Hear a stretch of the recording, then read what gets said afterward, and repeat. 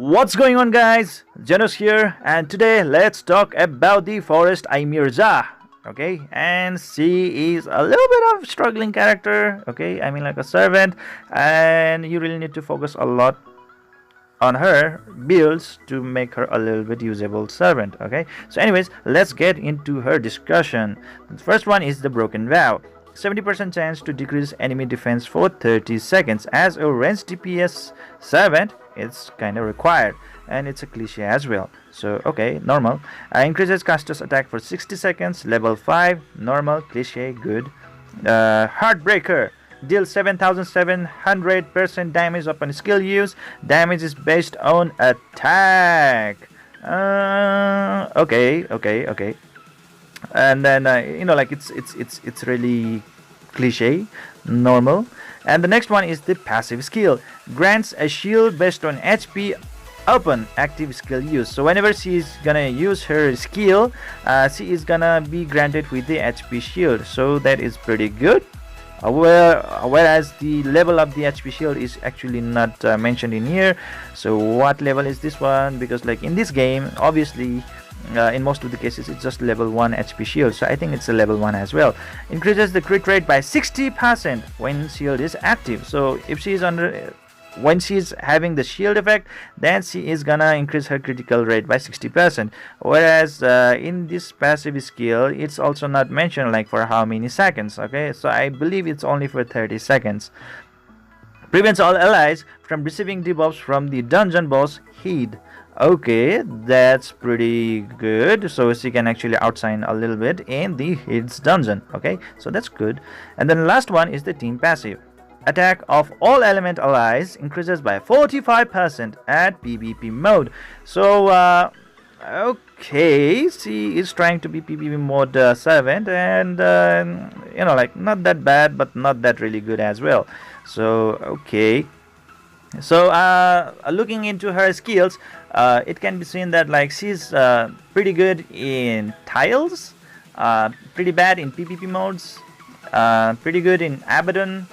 She will struggle a lot in Omen's Void dungeon, and she can be a little bit helpful and useful in the Heed's dungeon. In overall, she is a little bit of a struggling servant, and it's really up to you guys on how you want to use her. Okay, so let's get into the the build. Okay, the gear build. Okay, so obviously she is a DPS servant, right? So the best type of gear that you can give her is the beast and the blade. If you are a beginner, I mean like you are a beginning gamer, or let's say the mid game, but if you are the end game characters, I mean like you are the end game player, then you really have to resort to the havoc and the blade. Okay, if you can attain a critical hit chance of 100%, then you can go with the havoc and blade. But if you don't have that kind of high critical rate chance, then you should really resort to the beast and the blade gear. Okay, these are the best thing that we can go with. You can also go with the vampire plus blade, but it will not give you that kind of huge damage boost that you really require. Okay, in this game, tank is gonna really take care of all the damage and hittings and everything with his taunt skills, right? So you really don't need to worry about that one. Just focus on the pure damage dealing, which is the beast and the blade, or the havoc and the blade. Okay, so looking into the weapon, obviously it's a flat primary stat, so you really don't need to worry about that one. The weapon, the shirt and the pants. But when it comes to the gloves, guys, you really need to focus on the speed as the primary stat. Okay, just like here, speed as the primary stat, you can see right over there. And then the next one is the crit rate, guys. Crit rate is the best thing that you want to have, but if you have very good amount of crit rate by your substats, the 4 substats right below the primary stat, then guys you can go with the critical damage. Okay, instead of even critical rate, you can go with the critical damage percentage. Okay, that will really give you a lot of damage output. And the last one is obviously the shoes. Go with the attack percentage, guys. There is nothing better than attack percentage in these shoes.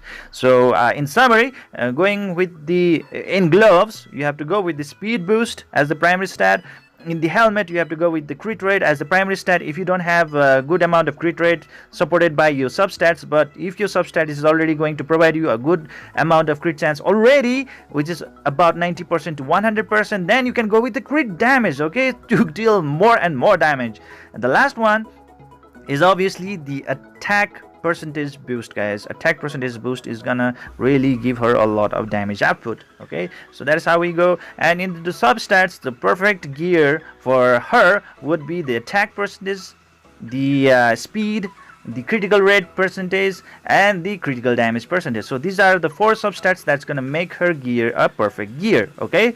So you have to focus on this kind of stats. So this is it for today, guys. I hope you enjoyed this video. Please don't forget to hit that like and subscribe button to keep on enjoying the contents like this in your near future. And guys, please share me your views and opinions in the comment section below. I would really love to communicate with you guys and discuss with you guys. Please guys, do it, and see you guys in the next video.